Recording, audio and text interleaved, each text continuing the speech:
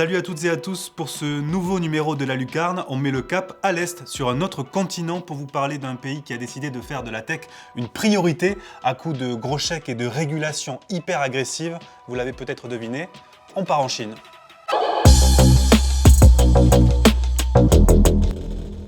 Chez nous, on a Facebook, Instagram, Snapchat. Les Chinois, eux, ont parié sur leur propre marque locale. WeChat, Baidu, Douyin, Alibaba ou encore Didi. Ce sont les principaux réseaux sociaux et plateformes chinoises utilisées tous les jours par des milliards de personnes. WeChat, par exemple, c'est 1,2 milliard d'utilisateurs par mois. C'est plus qu'Instagram au niveau mondial et ça fait jeu égal avec Messenger. Baidu, l'équivalent du Google local, c'est tout simplement le 4e site le plus visité au monde. Et comme aux États-Unis, ces mastodontes technologiques ont un poids et un pouvoir considérables, mais en Chine, le modèle de la plupart de ces services est fermé, ce qui a permis au régime de favoriser ses propres champions au détriment des groupes internationaux. Je vous le disais, pas de Facebook en Chine ni de Twitter, tous censurés. Sur place, on parle même de la grande muraille numérique. China is building its own internet focused on very different values. Now, until recently, the internet in almost every country outside of China has been defined by American platforms with strong free expression values. But there's no guarantee that these values will win out.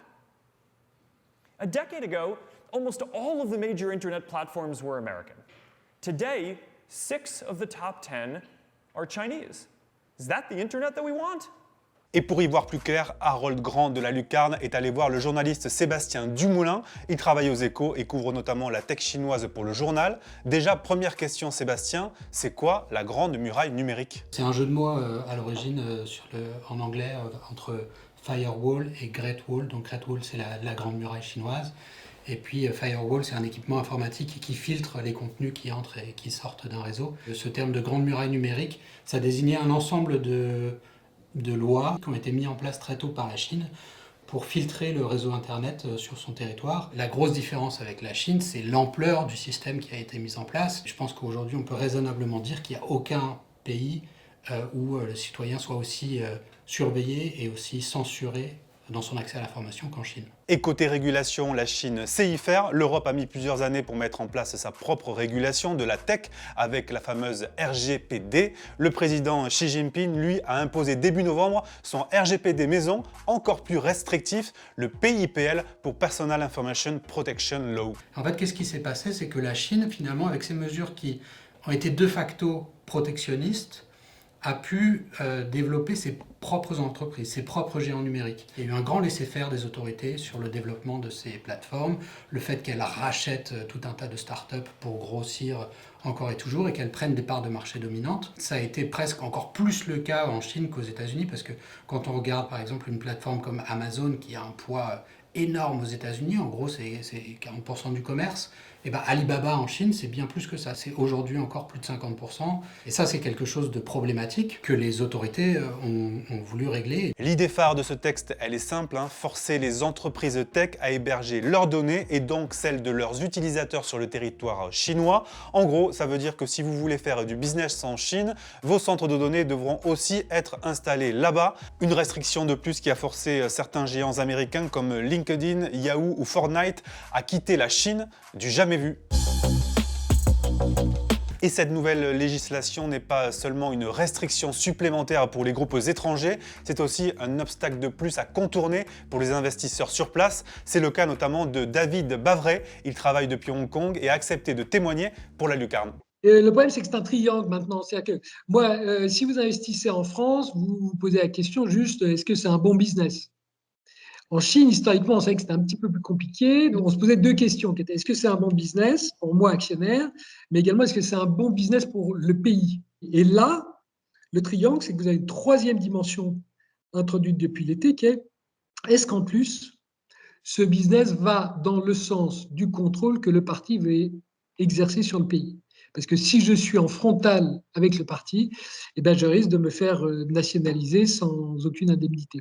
Mais la folie restrictive de la Chine ne s'arrête pas là. En plus de cette régulation très agressive, le pays écarte tout opposant qui déciderait de dénigrer publiquement ces nouvelles règles. Souvenez-vous, l'année dernière, Jack Ma, le créateur d'Alibaba, le site d'e-commerce aux plus de 800 millions d'acheteurs, avait osé critiquer le pouvoir et le système financier chinois, devenu trop archaïque selon lui. Résultat, il a été porté disparu pendant des mois et l'introduction en bourse de sa société financière, Ant, valorisée à 34 milliards de dollars, a été tout simplement annulée. Jack Ma has been noticeably silent after his high-profile critical rebuke of Chinese regulators back in October. 我们不能用管理火车站的方法去管理飞机场，不能用昨天的办法来管未来。 He criticized state banks, and he didn't read the room very well because the audience at the Shanghai Bund Conference was full of government officials. They did not take kindly to this. Since the collapse of Ant's IPO, Ma, the face of China's new economy, and the showman who always takes center stage, vanished. Jack, are you there? Jack? Doesn't look as if we're inside. Imaginez, c'est comme si Jeff Bezos disparaissait du jour au lendemain après avoir lancé une société sans en avoir informé au préalable l'administration américaine. Et les exemples se multiplient en Chine. L'année dernière, l'application Didi, l'équivalent du Uber chinois, avait disparu de tous les magasins en ligne du jour au lendemain, sans tort avoir voulu s'introduire à la bourse de Wall Street aux États-Unis sans en avoir informé au préalable les autorités chinoises. Vous l'avez donc compris, la Chine n'a qu'une idée en tête, écarter et affaiblir les GAFAM américains pour créer et contrôler ses propres services et en faire les leaders du monde numérique de demain. Et pour ça, écoutez bien, le pays prévoit d'investir 70 milliards de dollars par an pour être en pointe sur l'intelligence artificielle d'ici 2025. C'est quasiment 15 fois plus que les États-Unis. Et derrière tout ça, ce sont véritablement nos nouveaux modes de consommation qui sont en jeu. Vous faites des selfies, c'est la Chine qui a mondialisé le selfie. TikTok, quand vous avez 10-15 ans, la vidéo court format de 30 secondes, c'est votre langage. Donc ça, ce génie créatif chinois, le gouvernement chinois ne va pas pouvoir le tuer. C'est pour ça qu'il faut continuer à regarder ce qui se passe en Chine. Il faut faire de la veille technologique parce que l'argent est chez les jeunes. Ces jeunes ont besoin d'une vie digitale beaucoup plus que nous parce qu'ils ont besoin de ce monde hybride, réel et virtuel beaucoup plus que nous. Donc, il va y avoir des comportements qui vont continuer de nous surprendre. Alors, certains vont se déplacer chez nous, d'autres vont rester en Chine, mais il faut regarder. Parce que ça va continuer de bouillonner. Cette lucarne spéciale Chine est terminée, mais c'est un sujet qu'on n'a pas fini de décrypter ici. Merci à David Bavray et à Sébastien Dumoulin pour leurs éclairages, à Harold Grand pour la préparation de ce sujet. Et n'oubliez pas, on se retrouve aussi tous les vendredis matins avec notre newsletter La Lucarne sur toutes les innovations médias de la semaine. Pour s'inscrire, c'est super simple et ça se passe sur le lien juste en dessous. Merci, salut et à bientôt.